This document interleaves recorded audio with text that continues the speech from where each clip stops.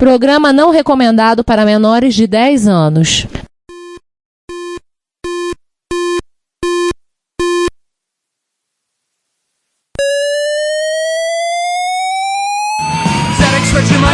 Dragon Vic and R1, Commodore 64, Amsterdam and Acorn Electron, cheaper BBC Micro.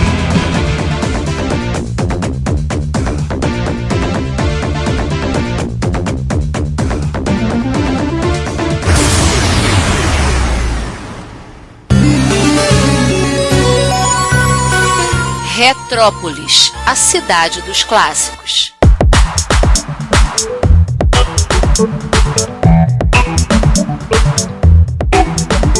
Olá a todos, bem-vindos a uma gravação de mais um episódio do Retrópolis, episódio número 169. Saudar a todos que estão aqui, saudar o Wesley. Estava comigo há menos de 2 horas, há pouco em sala de aula. Obrigado pela presença, obrigado a todos que estão aí presentes conosco. Nosso episódio de hoje, vamos falar com esse cidadão que está aqui embaixo, pelo menos para mim está aqui embaixo, participar com a gente. Vamos falar sobre criptografia. A gente tem que se apresentar antes de tudo, né, Giovanni? Costuma ser a regra, né? E apresentar o vilão especialmente convidado. Não custa nada falar quem somos, né? Por mais que todo mundo seja careca e grisalho de saber. Tudo bem, aqui tô o Giovanni Nunes. Eu, Ricardo Pinheiro. E o vilão especialmente convidado. Boa tarde, pessoal. Agradecendo o convite dos meus amigos do Retrópolis para mais uma participação nesses eventos interessantíssimos. Para quem não me conhece, eu sou o Marcelo Sávio. Para quem me conhece, eu também sou o Marcelo Sávio. Não é só porque alguém me conhece que eu vou mudar de nome. Engraçadinho. Você tá muito metido, hein, Robin? E eu trabalho na área de informática já há muitos anos. Eu não vou contar aqui, sei lá, 40 talvez. Tá bom, é verdade, sim, eu acho só.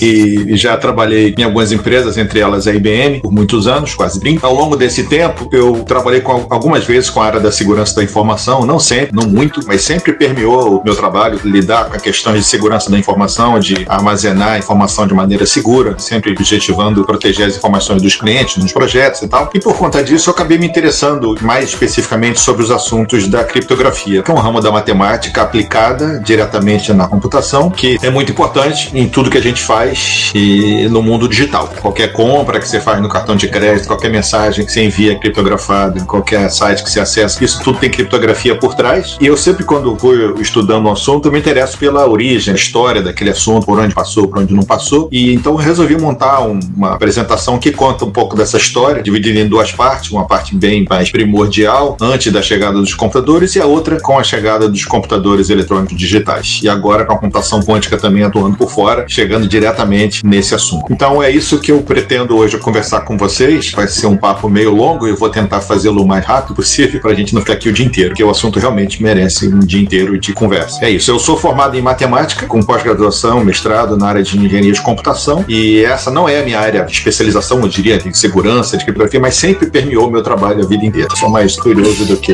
E agora só está.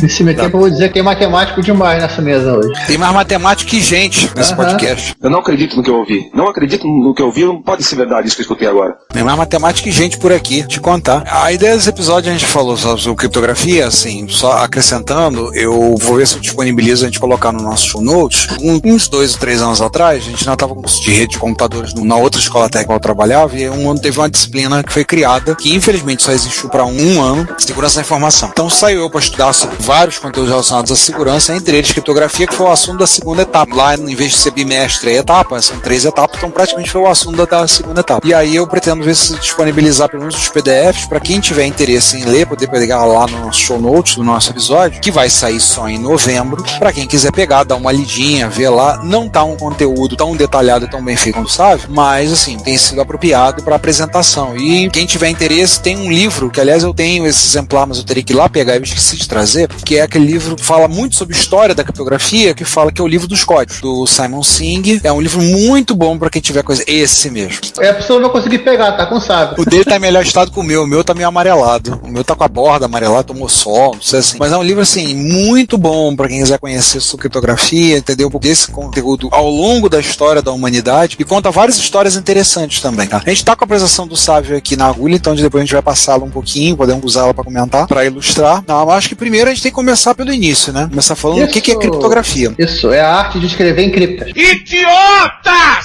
A arte de escrever na turma dos outros, nas criptas, né? Isso. Aqui, deixa eu ver. Não, a gente consegue. Se você passar aqui, passa o conteúdo, dá pra compartilhar aqui. Se for um PDF, tudo a gente pode abrir no vídeo e botar pra todo mundo. Eu estou com ele aberto na minha máquina, não posso compartilhar que eu estou aberto aqui? Tem um botão chamado apresentar aqui do lado. Eu acho que não sei se funciona. Não funciona para outras pessoas. Não, funciona. Acho que ele consegue compartilhar a tela dele. Consegue. Um segundo, deixa eu ver aqui. Agora eu não lembro como. Não, apresentar slides em PDF, até assim, ele pode pegar do Google ou ele pode subir no PDF dele mesmo. Que é aquilo que eu falo sempre. Como a gente quase não usa essa ferramenta, a gente não conhece muito bem. Nunca lembro exatamente o que fazer. Entendi. Vocês sabem que nós somos um podcast, né? O nosso negócio é áudio, não é tanto vídeo. Então, Deixa eu tentar carregar aqui o documento que eu tô querendo. por exemplo, se eu botar, por exemplo, aqui a apresentação do Sávio, aqui eu peguei no passado, que é essa aqui, a introdução à criptografia por trás do blockchain, tá? Já isso até a... É isso, mas eu já modifiquei ela, então eu tô querendo usar o que eu tenho aqui comigo agora, neste exato momento. Então, Se você quiser me passa o Eu vou fazer um teste enquanto isso. Compartilhei uma imagem, apareceu em algum lugar aí? Entrou aqui para adicionar ao palco, aí eu adiciono. Meu Deus do céu. Caracas. Giovanni, por favor, cara, um negócio desse, eu tenho uma visão horrorosa dessa, um espetáculo hediondo desse, essa altura do campeonato, acabei de almoçar, cara. Essa gazela do satanás, eu tô bem arrumado mesmo. Não é todo dia que a gente desliga o mainframe. Ele tá no upload aqui nesse momento. Então já descobrimos que é um troço fácil de fazer. Eu ser removido do estúdio. Você pode ver, o meu aparecer expulsado do estúdio. Eu falei, nossa, que maldade. Eles perderam o limite.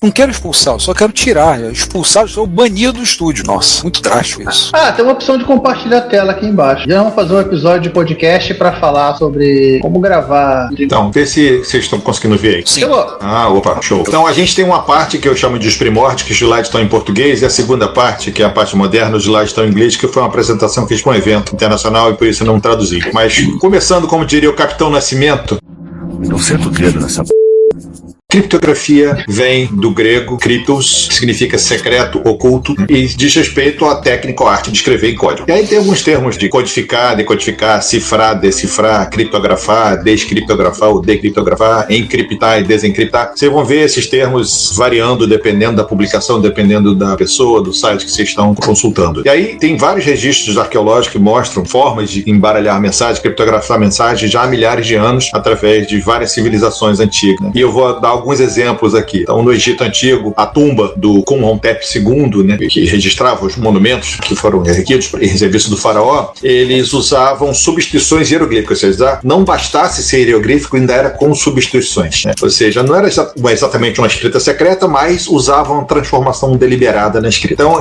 considera-se que é o texto mais antigo que alguém tentou fazer algum tipo de embaralhamento na mensagem. Aí, depois da Mesopotâmia, foram encontradas algumas tábuas cuneiformes. Para quem não sabe, cuneiforme não é o que a quinta série que habita em você está pensando. Esse bando de paternista! É uma escrita baseada em estilete marcados em argila, e encontraram uma tábua datada de 1500 anos de Cristo com valores silábicos incomuns da época, tentando esconder alguma coisa, fórmulas e mensagens que estavam ali cifradas. Vem cá, nessas tábuas encontraram alguma coisa, tabela de preço da Melanie? A loja dela, Mesop Games, né? Exatamente, deve ter. Não nessa daí, mas tem uma dessas tabelas, dessas tábuas da época que tem inclusive tabela de preço, tabela de imposto, legislação. E também ela diz a tabela de preço e serviço dela, né? Manutenção da Mesop Games, né? E depois os gregos é que começou o uso disso para fins militares, vamos dizer assim. O texto de histórias do Heródoto, né, que ele retrata os conflitos dos gregos com os persas, conta a história do Xerxes, que estava reunindo as forças para atacar lá, aquela história lá do filme 300. Um grego foi enviado para avisar os gregos lá, que viviam na Pérsia, ficou sabendo que ia ter esse ataque, foi lá e avisar o pessoal, escreveu em tábuas de madeiras dobráveis, cobriu a mensagem com cera, e quando passou pela fronteira, que chegou lá, a Grécia foi avisada e conseguiu se preparar para o ataque. Também, o mesmo Heródoto escreve em outro episódio, um outro incidente, que o Estieu queria incentivar o Aristágoras de Mileto a se rebelar contra o rei da Pérsia, e escreveu a mensagem na cabeça de um mensageiro, que enquanto era careca, e depois ele deixou o cabelo crescer e escondeu a mensagem. E aí, do outro lado, então, quando ele chegou, raspou a cabeça, puderam ler a mensagem entregue. Claramente um período onde que a falta de urgência era comum. Essa história, eu lembro de ter lido sobre essa história. Vocês lembram quando a Editora Abril publicou no Brasil, nos anos 70, aqueles manuais? A gente tinha um manual do Tio Patinhas. Do escoteiro. Sim, e depois teve os escoteiros, mas teve o manual do Tio Patinhas, o manual do Mickey, porque na época tava o auge, a questão da espionagem, tudo. Eu lembro de ter lido essa história lá, no manual do Mickey. Ele contou essa história, que raspou a cabeça, escreveu na cabeça do mensageiro, esperou o cabelo crescer e mandou o cara pra fora. Como você disse, não havia uma certa urgência, né? Enfim, um outro mecanismo usado na Grécia Antiga chamada cítala ou escítala, né, espartana, que os espartanos usavam, um bastião, forma de madeira que você escrevia a mensagem, e como você vê aí, depois você desenrolava a fita, né, e usava ela como um cinto, por exemplo, né? Então, se alguém pagasse, era só um cinto cheio de desenho, mas se você enrolasse numa madeira com um determinado espessura, ela iria aparecer uma mensagem, uma forma de um pergaminho. Até que a gente chega na cifra do Júlio César, que ele mandava mensagem para os seus generais usando um cifrador, onde as mensagens eram substituídas, né, deslocadas em posições no alfabeto. Então, por exemplo, o D vira A, o F vira C, o H vira E, então FHDVDU significaria César. Então isso foi conhecido como cifrador de César. E essa técnica ainda é utilizada, inclusive, para alguns programas nos sistemas de Unix e outros, tal, tipo Hot 13, que desloca posições no alfabeto. É uma das formas de ciframento mais básicas e simples que tem, e foi lá atrás que se inventou. Essa, inclusive, a gente usa muito como exercício em programação. Eu lembro de ter mexido com ela ainda quando eu estava fazendo aula de Pascal, Comp 1 na UFRJ, tinha acabado de estar na universidade, eu fiz essa, que é você fazer manipulação desde a cifra de César e outras coisas, não? Você fazer qualquer questão, você só tinha que passar o deslocamento. O problema dessa cifra é que ela não sobrevive à frequência dos caracteres do idioma, né? Sabe que o idioma tá lá, você apenas faz a frequência de repetição de cada letra e você consegue inferir o que está escrito. Exatamente. Então ela é uma das coisas bem básicas. Inclusive, para quem tem interesse, né, eu conto o Escaravelho Dourado do Edgar Allan Poe, né? Que ele ensina como isso ser feito. Sim, vou falar rapidamente. Só uma coisa, você falou a questão da frequência. Só perceber, tem ouvintes que estão ouvindo a gente agora, estão vendo Pergaro. Se você parar para pensar, você vai ver que tem vogais e consoantes que são mais usadas em certos idiomas do que outros. Por exemplo, no Brasil a gente usa muito o A, o E e o O, mas usa bem menos o I e o U. O Z, por exemplo, é pouquíssimo usado, o X é pouco usado, agora o M, o C, a gente usa pra caramba. Então, pessoal, com base nisso, com tabelas de frequência, muitos códigos já foram quebrados assim. Na Polônia, o Z é mais usado que o A. Tem computador lá que só tem o Z no teclado, não precisa mais que isso. Mais nada. É uma curiosidade envolvendo o Júlio César. Também foi no governo dele que se introduziu a primeira reforma do calendário, né? O calendário chamado Juliano. E aí vem a pergunta, né? Você sabe por que os anos bissextos foram introduzidos? Que fórmula que se usa para se calcular a origem do nome? Por que o mês é fevereiro? E por que essa reforma que foi criada no calendário no governo dele não foi suficiente? Teve que ser corrigido 1.500 anos depois? Mas esse é assunto para a próxima podcast. Fica para um próximo episódio. É aquele incrível assunto que dá relacionado à humanidade que a gente até hoje não conseguiu ter um consenso sobre como contar o tempo. Pois é. Bom, aí a gente chega nos criptoanalistas árabes, que nasceu lá. Os árabes se desenvolveram muito em várias ciências, astronomia, matemática, etc. E rapidinho entraram nesse assunto da criptografia também. E aí temos o nosso amigo, um nome impronunciavelmente grande, que começou a trabalhar resolvendo criptogramas para o imperador bizantino. E foi o primeiro a registrar métodos de criptoanálise. Vamos só abreviar, né? O nome dele é Abu al-Yahmad. Pronto. O resto, no meio do caminho, vocês... É a família. A família tá todo mundo aí representado. E então ele começou a trabalhar para o imperador para descodificar a mensagem para ele, né? Então ele foi o primeiro cara, vamos dizer assim, a registrar método de criptoanálise. E o outro, um nome igualmente grande, né, que é conhecido como filósofo dos árabes, que é autor de mais de 200, quase 300 livros em várias áreas, ele também publicou um manuscrito sobre decifração de mensagem criptográfica. E ele escreve um sistema que, de certa forma, é usado até hoje, que ele escreveu lá. Abu al-Findi, inventor do Kindle.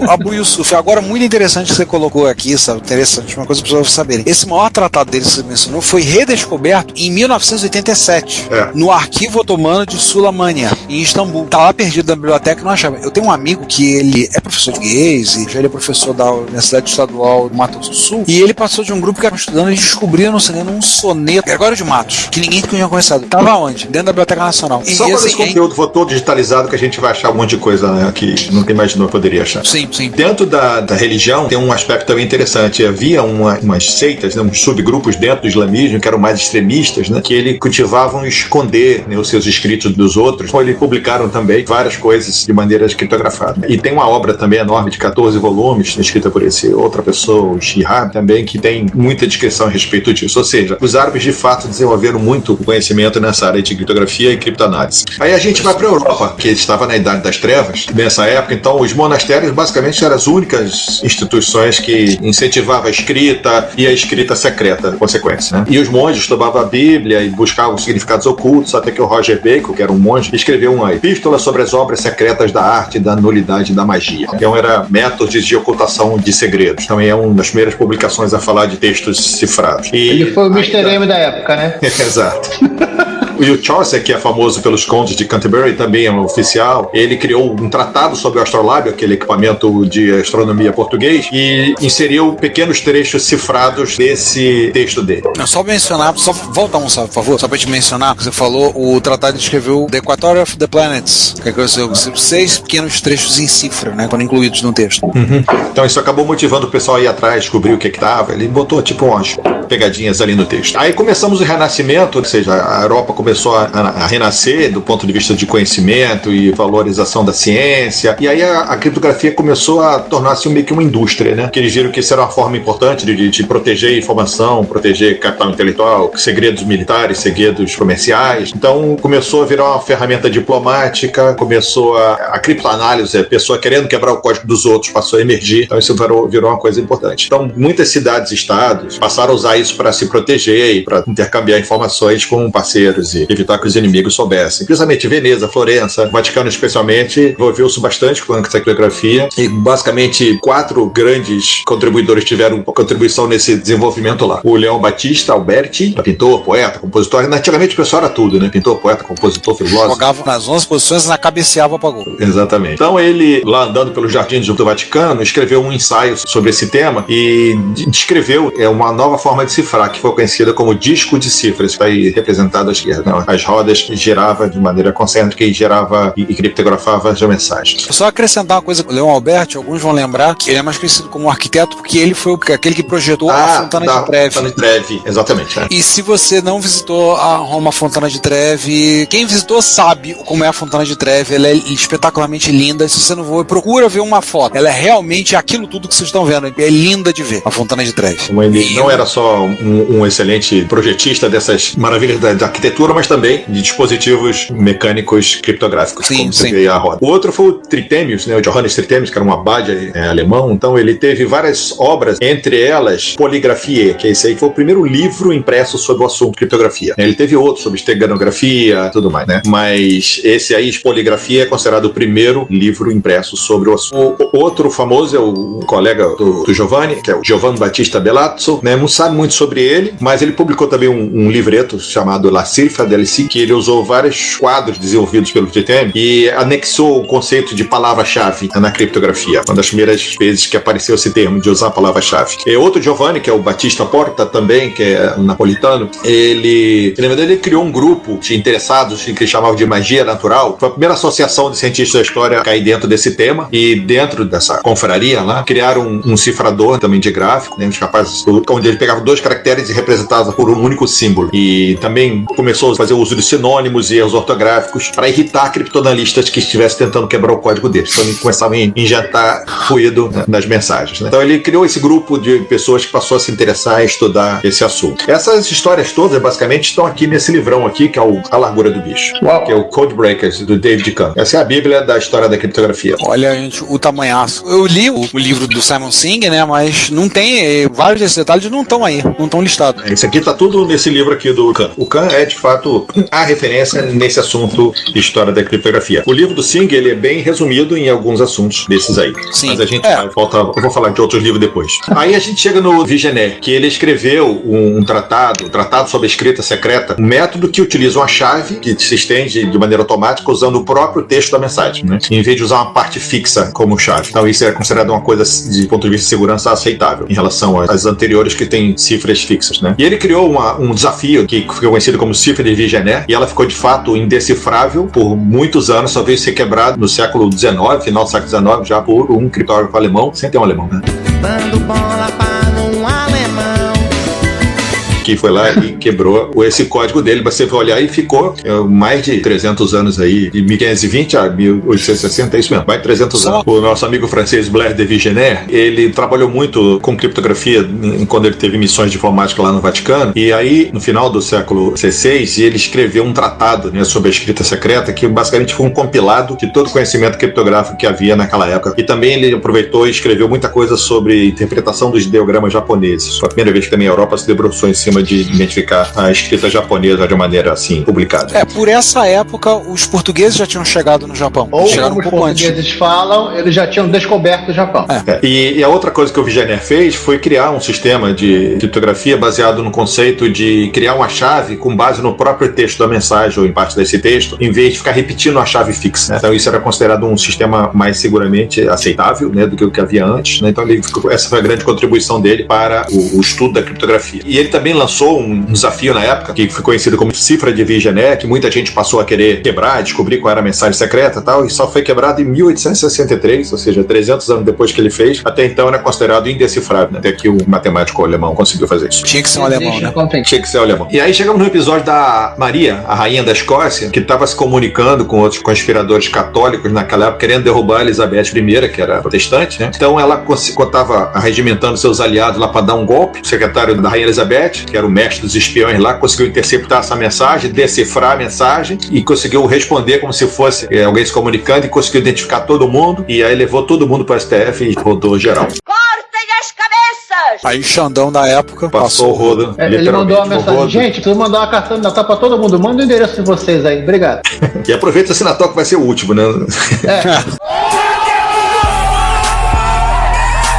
E aí chegamos no Luís XIV. Ele usava também criptografia nas suas mensagens secretas. Essa que ele usava foi usada por uma dupla, que é pai e filho, os Rossignol, né? E na época, então, ela resistiu a todas as tentativas de quebra, até que um historiador militar chamado Victor Gendron, recentemente, em 1890, ele pesquisando aquelas cartas cifradas, conseguiu decifrar. E aí, uma coisa interessante é que essa cifra resolveu um dos grandes mistérios, que foi tentar desvendar a verdadeira identidade do homem da Máscara de Ferro, aquele prisioneiro famoso que virou filme. Estaria escrito nessas cartas quem seria ele. Quem era mesmo? Era um irmão dele, o próprio Luís? Até hoje não tem um consenso, não. O que o pessoal acredita mais era o que estava escrito nessas cartas, que indicava lá que era o irmão de alguém também, não sei qual é o detalhe. Mas ele juntou essas coisas. Era um cara, era irmão de algum nobre, e era muito parecido, e não quiseram só matar o cara, podendo ter feito isso, era muito mais fácil, porque tinham medo de matar um sangue azul que nem ele. E deixaram ele preso lá quase 40 anos com essa máscara. Se, a respeito deste episódio, você quiser enviar um comentário, um elogio, uma crítica construtiva ou uma correção, porque afinal a gente erra também, seja ela no nosso site ou no canal do YouTube, ou ainda você quiser nos enviar um e-mail, não hesite, faça. Você pode falar conosco através do Twitter, nosso perfil é o @Retrópolis, nos comentários desse episódio, desse post, vocês estão vendo agora, do retropolis.net.br ou no Retrópolis com acento no o.com, nos comentários do nosso canal do YouTube, no Retrópolis, no nosso e-mail, o contato@retropolis.net.br e vários outros locais. Nunca se esqueça do que nós sempre dizemos: o seu comentário é o nosso salário. Muito obrigado pelo seu tempo e pela sua audição. É isso. E aí veio um conceito chamado das Black Chambers, ou câmeras negras, né? Que começou a espalhar geral em todos os países da Europa industrializada, ou pré-industrializada, na verdade. Ou seja, grupos secretos trabalhando para governos, reunindo informações de inteligência. Então tinha uma em Viena, tinha uma na França, tinha na Inglaterra. Então, basicamente, todo mundo arregimentou matemáticos, os caras mais supostamente inteligentes da sua época, nessa área de matemática e estudos de mensagens criptografadas, e foram liderar os seus pequenas agências de segurança nacional, cada um dos seus países. E o John Wallis era o cara que liderou isso na Inglaterra. Ele é considerado o maior matemático inglês, até o Newton aparecer no mapa, e ele era o cara que liderava isso lá. Nos Estados Unidos, a gente também tem exemplos do Jefferson, que quando ele trabalhou como ministro dos Estados Unidos na França, ele criou um equipamento de criptografia chamado roda cifradora, né, que também você girava, né, e conseguia gerar as mensagens. Ele foi várias coisas. O Jefferson é um cara altamente capaz em várias áreas do conhecimento, e depois virou, acho que terceiro presidente americano, acho que foi isso. Depois virou dinheiro também. Enfim, mas aí ele era um cara muito bom, muito conhecedor de vários assuntos, inclusive matemática, criptografia e ciências em geral, mais ou menos como é o presidente americano atual. É mesmo? Conheceu, ele foi o terceiro, verdade. Ele foi o terceiro principal autor da Declaração de Independência. Isso. E esse equipamento dele foi usado na Guerra Civil Americana e depois até na Primeira Guerra Mundial. E aí a gente chega agora na Pedra de Roseta, que foram umas pedras encontradas que ninguém sabia ler, porque ninguém sabia ler hieróglifos egípcios, até que muito tempo depois, alguém conseguiu descobrir que haviam 3 escritas diferentes ali. Não só os hieróglifos, como também o demótico, que era uma outra forma de escrever, e grego. E aí então conseguiu fazer essa correlação de análise das palavras e fazer então decifrar a Pedra de Roseta. E isso, quem conseguiu na verdade fazer foi um francês, Jean-François Champollion, que desvendou esses hieróglifos e baseou-se, claro, em trabalho de outros especialistas que tentaram fazer, mas botou suas análises ali originais em cima daquilo ali, e aí viu, né, que os hieróglifos eram pictogramas, tinham uma base fonética e descobriu sistemas diferentes que tinham o mesmo som e conseguiu fazer um depara, e aí conseguiu se decifrar então a escrita dos egípcios. Lembrar que o Champollion é aquele para o qual a gente reza quando vai pegar a prova de aluno para corrigir, aí pega com aquela escrita horrorosa, você não tem nada, a gente reza para Champollion para conseguir entender o que o aluno escreveu. Eu entendi errado, então. É por aí. Então a Pedra de Roseta é usada até hoje como uma analogia disso que ele acabou de falar, de coisas que a gente não consegue entender, quer procurar um sentido nas palavras que ele está lendo. Era o que eu ia comentar, né? Porque ninguém sabia o que estava escrito nos hieróglifos egípcios, mas o pessoal bem ou mal sabia o que estava escrito no grego. Então, mas ninguém conseguia eles conseguiram a referência para fazer o deparo. E aí tem uma outra também do mundo da arqueologia que é interessante, que é chamada Linear B. Um outro arqueólogo britânico, né, descobriu lá na área de Creta, famosa pelo labirinto do Minotauro, várias tábuas de argila escritas com símbolos misteriosos e tal, e eram 3 sistemas diferentes. Uma tipo hieroglífica, uma chamada linear A e a outra chamada linear B. E essa B, que é chamada micênica, basicamente por conta de um sítio arqueológico, né, de Micenas, ela basicamente foi desvendada recentemente, em 1953, ela que estava ainda sem resolução, e um matemático criptográfico analista, né, conseguiu desvendar ela. E essa é uma história bem interessante também, está contada em algum desses livros aqui. E na verdade ela era uma coisa representada em grego, só que criptografada. O John Chadwick falou, pra mim isso aqui é grego. Isso aí pra mim é magia. A gente chega também no Babbage, que é considerado um dos fundadores da ciência da computação, que estabeleceu os primeiros modelos de computador, e ele também trabalhou com análise estatística e conseguiu decifrar mensagens criptografadas com aquele quadrado de Vigenère que eu falei lá atrás. Eu lembrava dele achando que ele que tinha quebrado a primeira vez a cifra de Vigenère. Não, aqui tinha um quadrado de Vigenère que é uma forma de criptografar, e tinha uma cifra especificamente que o Vigenère lançou como um desafio, essa foi quebrada bem depois. Mas não foi ele não. Mas ele conseguiu trabalhar, né, bastante mensagens nesse quadrado do Vigenère, mas não especificamente aquela cifra que foi o challenge que foi colocado na época, né? Mas ele, apesar de ter feito muita coisa, ele não era muito bom em organizar a coisa que ele fazia. Disse que é possível que todo esse conhecimento de criptografia que ele tinha não foi parar na mão, né, do governo da Grã-Bretanha na época, né, que pudesse já usar isso para criptografar mensagens criptografadas com a cifra de Vigenère. E durante aquela guerra da Crimeia e tudo mais. Então, como se ele era tão interessado nas coisas que ele fazia e não em como aquilo poderia ser aplicado, vamos dizer assim. Então, essa aí é uma observação que você faz sobre ele. O Kaczynski, que é o cara o alemão. O alemão que quebrou a cifra de Vigenère. Ele era um oficial aposentado, usava técnica de análise de frequência e tal. E aí, esse tipo de técnica de análise de frequência, que é que o Giovanni mencionou lá atrás, ficou conhecido como teste de Kaczynski. A gente também, nesse avanço da popularização, começou a aparecer muita coisa em jornal, revista. E aí, por exemplo, aparecia chamada Colunas da Agonia. Eu fico doido na minha cabeça. Eram textos cifrados em jornais para as pessoas, né, tentarem resolver. O Júlio Verne botou no Viagem ao Centro da Terra também, né? Sim. Caracteres especiais, únicos. E o Sherlock Holmes também, nas Aventuras do Dançarino, também botou cifra composta por bonequinho palito. Então isso aí começou a popularizar em livros, em jornais, em coisas assim de cultura pop. O Edgar Allan Poe também, como o Giovanni já mencionou, lançou o desafio deles, né, nos jornais, de desafios de cifras, substituição. E do Escaravelho de Ouro, né, tem uma obra, né, inteira de ficção que é sobre esse tema de criptografia, que é bem interessante. Porque ele explica como é o processo. Literalmente ele parou o conto dele, a história dele, ele para a história pro cara narrar como ele conseguiu decodificar sem. Exatamente. E aí a gente chega num personagem americano, que tava com muita coisa aqui, né, da Europa e tal, etc. E agora a gente chega no Yardley, que é um cara que trabalhava no Departamento de Estado americano como telegrafista, decodificando mensagens. E aí ele, quando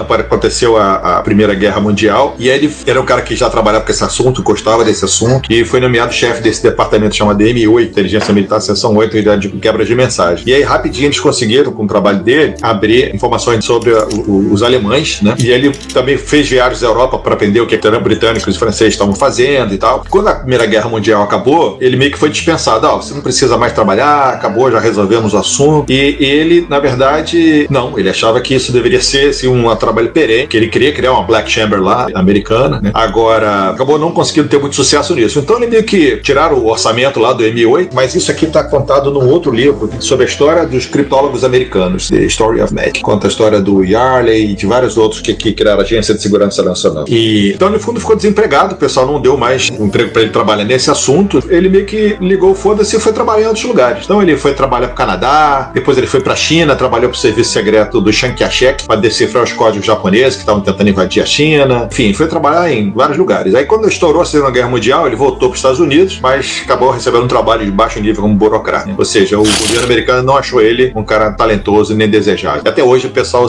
aquela coisa, né? O cara era bom, mas tinha um pessoal que não gostava dele, né? Um politicagem, achando que é tipo marcartismo, né? Aquela coisa assim, não, esquece o cara. Então o cara era muito bom, poder ter dado muito mais contribuição, mas botaram ele na geladeira. Enfim, é um dos grandes injustiçados nesse mundo, vamos dizer assim. Aí tem um episódio interessante também chamado Telegrama Zimmermann, o presidente americano Woodrow Wilson, né? Ele passou ainda nos primeiros 2 anos da Primeira Guerra Mundial tentando não fazer americanos entrarem nessa guerra, né? Para apoiar os aliados. E aí teve um episódio de um submarino alemão que afundou um transatlântico americano, matou gente pra caramba. Sim, eu lembro dessa história do Lusitânia, né? Isso aí já poderia ter sido motivo para os Estados Unidos declarar guerra e entrar, mas ali a Alemanha garantiu que tinha sido um erro, não iriam mais atacar, não sei o que, fiz aquela coisa assim, tentando dizer que não iria acontecer mais. Só que... Como os moleques. Foi mal aí, né? O famoso foi mal, tava doidão. Tava doidão, é. Não, só mas que a Alemanha tem um negócio desse na Primeira Guerra Mundial, que ela invadiu a Bélgica pra invadir a França. E eles soltaram um panfleto, depois falaram, gente, desculpa, estamos só invadindo aqui porque é caminho, tá? Depois a gente vai embora. É, por aí. E aí só que eles nomearam um ministro das Relações Exteriores, chamado Arthur Zimmermann, né? Que foi o cara que basicamente convenceu os americanos a não entrar na guerra e tal, só que esse Zimmermann tava fazendo uma aliança secreta com o México, persuadindo o presidente mexicano a invadir os Estados Unidos e recuperar o Texas, Novo México, Arizona, tipo aquele diabinho, não, vai lá, toma de volta que é teu, né? Aquela coisa. Então ele, e aí ele também fazia contato com o Japão, para que o Japão atacasse pelo oeste. A ideia era a seguinte, enfraquecer os Estados Unidos por baixo, pelo oeste, e a Alemanha viria pelo Atlântico, né? Do outro lado, né? E com isso eles não teriam condições de enviar tropas para a Europa e, enfim, para todo o plano alemão. Só que esse telegrama foi enviado em forma cifrada pelo embaixador alemão em Washington, por embaixador alemão no México, que entregaria o presidente mexicano, foi interceptado pelos britânicos, que mandaram lá para sua Black Chamber, a sala 40, e rapidinho depois eles transmitiram isso para os americanos, que então reconheceram essa duplicidade dos alemães, né? Jogando como amigo, mas mantendo a faca por trás aqui, e resolveram então entrar na guerra. Então esse foi o episódio. Sabe onde? E o Zimmermann foi condenado à cadeira elétrica, né? Ou à forca. No mínimo, né? Dois, Eu ia fazer uma pergunta mais importante. Pelo que eu saiba, a comunicação diplomática é confidencial, né? Não pode ser violada. Sabe de nada, inocente. Né? É um detalhe, né? Tá, namoro na guerra pode tudo, tá bom. Vai lá. Vou te avisar um negócio, hein? Nosso site e podcast são gratuitos, o que significa que você gasta nada para visitar o nosso site, assistir o que temos no nosso canal do YouTube, ouvir nossos episódios, nada. Mas isso não significa que não tenha custos, pelo contrário. Nós da equipe investimos tempo, conhecimento e dinheiro nossos para entregar a vocês o melhor conteúdo que pudermos proporcionar. E nós não pretendemos poluir nosso site com anúncios, ainda mais em tempos onde bloqueadores de anúncios são fatos da vida da internet hoje em dia. Então, pedimos a vocês que colaborem conosco para o sustento dessa nossa iniciativa cosmopolita. Você pode pagar o IPTU, sim, o Imposto Predial e Territorial Urbano da cidade de São Tramiel de Retrópolis. Mas aqui o tributo é facultativo e o valor é baixo. Logo, pedimos uma contribuição no valor de um cafezinho ou de uma garrafa térmica cheia de café. Na página relacionada no nosso site, você pode encontrar maneiras de você contribuir. Agora, se você doar o valor de alguns cafezinhos, você poderá receber um brinde nosso, um cordão de crachá ou de pendrive, a sua escolha. Se o valor for ainda maior, você ganhará, além da nossa gratidão, uma camiseta. O frete é por nossa conta. Nós temos também QR Code para depósitos via Pix, temos a nossa chave Pix, além de botões para doação pelo PagBank, pelo PayPal, pelo Mercado Pago. Então, contribua pagando o IPTU como um legítimo residente de Retrópolis. Você também pode ir para o link de loja no menu superior do nosso site e adquirir no Mercado Livre ou no Shopee algum dos itens que vendemos: camisas, cordões, adesivos, os itens das nossas campanhas de financiamento coletivo, como os baralhos de amigos e videogames e o livro do MS-DOS revelado. Temos também links de afiliados que estão na lateral direita do site abaixo das nossas redes sociais. Se você for comprar algo na AliExpress ou na Amazon, acesse o site a partir dos nossos links que receberemos uma pequena comissão da sua compra. E, por último, se você quiser doar algum item de hardware, aceitamos de bom grado. Sempre temos interesse em incorporar o erário retropolitano, algum microclássico que precisa de carinho e amor para dar alegria a muita gente. Todas as doações, lucro obtido nas vendas, comissões de link de afiliados, tudo é revertido para a Secretaria de Fazenda de Retrópolis para a manutenção da estrutura da nossa cidade, e você estará nos ajudando a manter a Cidade dos Clássicos viva e ativa. Muito obrigado pelo seu apoio. Seu reconhecimento não tem preço. Pô, cara, de novo, cara! Bom, e aí entramos no Enigma, que é a máquina criada no início do século passado por um inventor alemão, Arthur Scherbius, né? Que ele pegou basicamente uma máquina de escrever e modificou para usar criptografia baseada em rodas giratórias, né? Chamada rotores, e com isso mudar a sequência das palavras. Chamou-la de Enigma, ofereceu aos militares que gostaram dela e passaram a usar nas suas frentes militares. Então, ele, até aquele momento, ele era o sistema de criptografia mais seguro que já tinha sido criado, né? E ele vendia o peixe na época, se 1000 criptógrafos, cada um tivesse o Enigma capturado, testasse 4 chaves por minuto o dia todo dia levaria 1 bilhão de anos para testar todas elas. Só comprar mais matemática. E aí chega na Polônia, nos anos 20, era ameaçada ali pela Rússia de um lado, né, e pela Alemanha do outro, né, coitada da Polônia. E aí criou... Peraí, sabe, tem um detalhe, a Polônia acho que é o único país da Europa que tem que fazer uma placa assim, estamos há X anos sem ser invadido, e foi a lista de todos os países que invadiram eles, então estão quase todos ali. O Vaticano não invadiu ainda. Assim, a Polônia acontece, né? A Polônia é uma grande planície, então muitas vezes ela é invadida porque uma situação como foi da Bélgica. É caminho. Os meus avós poloneses vieram para o Brasil, entre outras coisas, por causa das situações da guerra, relacionadas após a Primeira Guerra, a destruição que teve. Meus avós trabalharam na Sibéria uma época, depois voltaram para a Polônia e vieram para o Brasil. Só que os irmãos do meu avô se espalharam. Então tem irmão dele que foi para os Estados Unidos, tem irmão foi para a França, alguns ficaram na Polônia, meus avós vieram para o Brasil. Então assim, o pessoal espalhou. Porque assim, todo mundo invadia a Polônia. Invadia e invade, né? A Polônia hoje em dia é parte da OTAN, mas tá o franzitinho na mão aqui por causa da Rússia, né? Falo com tranquilidade. Não é uma festa. Bom, e aí, nesse miolo ali, né, de uma guerra ao redor, e russo de um lado e alemão do outro, eles começaram a se preocupar com essa questão, que criaram uma seção de criptoanálise dentro do Estado-Maior do Exército, chamado Bürozifro, Departamento de Cifras, né? E aí, ele contratou matemáticos jovens para trabalhar nesse assunto, e o Marian Rejewski, que foi o cara que basicamente se destacou dentro desse time, né, o cara mais conhecido, e que fez as primeiras análises da máquina Enigma. E aí teve um episódio também com um funcionário do Departamento de Cifra do Exército Alemão, acabou vendendo informação aos franceses com manuais de operação do Enigma da época, né? E os franceses repassaram essa cópia para os poloneses, e aí os poloneses então conseguiram então o manual que ele trouxe e conseguiram então decifrar códigos de Enigma, mas isso consumia muito tempo, e volta meio os alemães alteravam configurações, e aí ele voltava a começar do zero o trabalho, enfim. Era difícil acompanhar essas mudanças alemãs, né? Mas eles conseguiram informar bastante para os britânicos e os franceses o que eles tinham feito, até onde eles tinham ido, né? E aí então esses aliados, especialmente os britânicos, deram muito mais interesse nesse assunto, foram adiante, né? E aí os britânicos criaram uma seção criptográfica lá em Bletchley Park, na Inglaterra. Condado de Buckingham. Eu tive lá em Bletchley Park. Legal. Eu tô pra aí, é um dos lugares para visitar antes de morrer. E aí eles recrutaram várias pessoas, linguistas, jogador de xadrez, cientista, matemática, etc. Entre eles o famoso Alan Turing, que conseguiram então decifrar essas mensagens de maneira consistente e teve um impacto enorme na redução de tempo da Segunda Guerra Mundial. E para isso ele inventou uma máquina chamada a bomba, que era uma máquina de tic-tac, tic-tac, tic-tac, por isso parecia uma bomba prestes a explodir. E ela foi fabricada por uma empresa britânica, né, sob os cuidados do projeto que ele recomendou, e com isso ele conseguiu acelerar o processo de decifração das mensagens alemãs. Ou seja, força bruta. Eu acho assim, só para ressaltar, que se a gente tiver oportunidade, acréscimo, tem aquele filme, O Jogo da Imitação, isso, que conta a história. Por quem tiver a curiosidade de ver o filme é bom, conta a história do Turing, quem inclusive interpreta o papel do Alan Turing é o Benedito Cumberbatch, e é um bom filme para vocês conhecerem a história, quem tiver curiosidade. Eu sempre recomendo quando falo, que é uma oportunidade para conhecer um pouco da história. Mostra as bombas, mostra lá. Só para ressaltar que eu já falei de Bletchley Park. Bletchley Park, hoje em dia, tem um museu da computação lá, The National Museum of Computing. Eu tive nesse museu em 2013. Eles têm outras coisas interessantes nesse museu, tipo o computador em funcionamento mais antigo do mundo, que é uma máquina que foi montada no início dos anos 50. Tá lá funcionando, eles reformaram. E eles reformaram recentemente, fizeram uma máquina que a gente vai falar em breve. Vamos falar dele daqui a pouco. Vamos continuar, sabe? Continua contando aí da história da bomba. Falando de livro, tem um livro interessante aqui, que é um livro da Biblioteca do Exército Brasileiro sobre o Enigma. Interessante, hein? E de um autor impronunciável.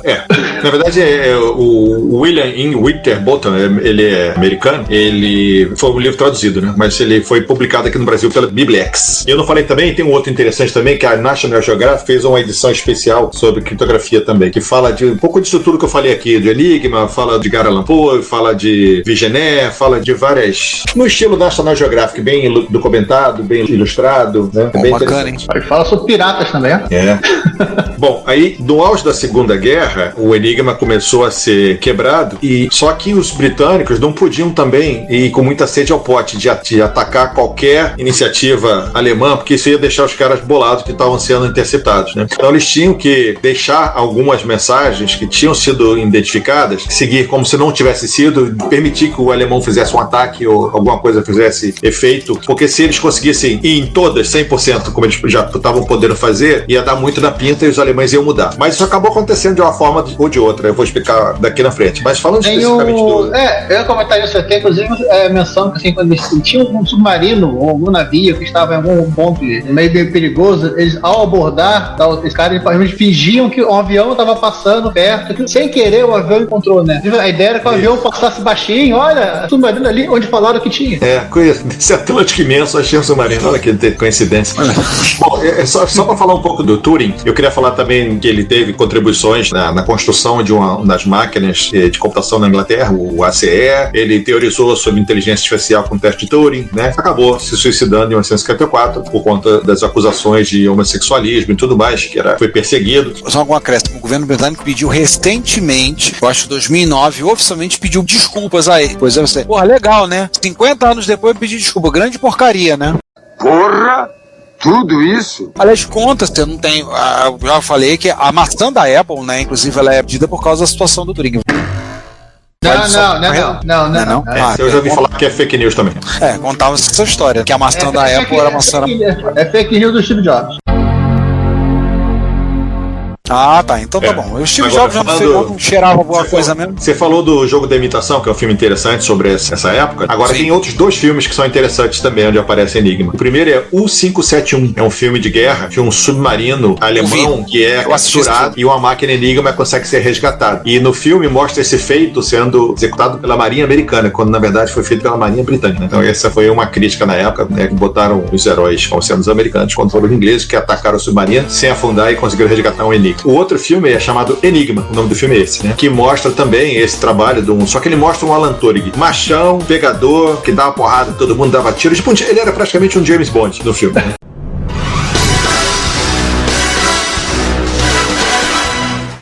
Além de ser um matemático criptógrafo, ele era tipo um agente secreto que lutava, dava tiro e pega umas 3 ou 4 mulheres no filme. E aí, claro que a comunidade LGBT protestou bastante contra isso, né? Do tipo, por que você tá escondendo que o Turing era homossexual e tem que botar ele como machão pra poder vender um filme? Aí rolou uma polêmica na época e tal. Mas tirando esse fato, ele é um filme de ação, né? Vamos dizer assim, mas que passa pelo mesmo assunto do Enigma. Eu achei aqui, é um filme de 2001, produção do Pé Frio, do Mick Jagger. Mick Jagger cantou mesmo. Ele tá no elenco. Tô vendo aqui, achei na Wikipedia algumas referências sobre o filme. E do 1571 também? 1571, por acaso eu vi esse filme na época. Eu lembro de ter visto, mas faz muitos anos que eu vi esse filme. Eu tenho ambos em DVD. Filme de 2000, lançado por Jonathan Mostow, sim, Matthew McConaughey, Bill Paxton, Harvey Keitel, John Bon Jovi. Esse pessoal de música não tem nada a ver, né? Se metendo. Mick Jagger em um, John Bon Jovi no outro, porra, tá lá. Bom, os alemães chegou a hora que eles realmente viram que o Enigma já não estava dando mais conta do recado, então eles inventaram uma nova máquina chamada Lawrence, né? Que além de tudo acoplava uma antena impressora. Então o Hitler passava a usar pessoalmente essa máquina, inclusive com alto comando nazista, com uma engenharia totalmente diferente da Enigma, e ela tinha uns códigos transmitidos através de ondas de rádio, um código Baldor e tudo mais. Enfim, era um buraco era bem mais embaixo, né, para quebrar uma bicha dessa aí. E aí tanto que veio um outro computador chamado Colossus, que o projetista principal dele foi o Thomas Flowers. Ele liderou a equipe que construiu e projetou essa máquina, tinha mais de 1 tonelada e processou ali os códigos alemães, né? Deixa eu só acrescentar, só rapidinho, sabe? Gestel Assunção, mestre Gestel.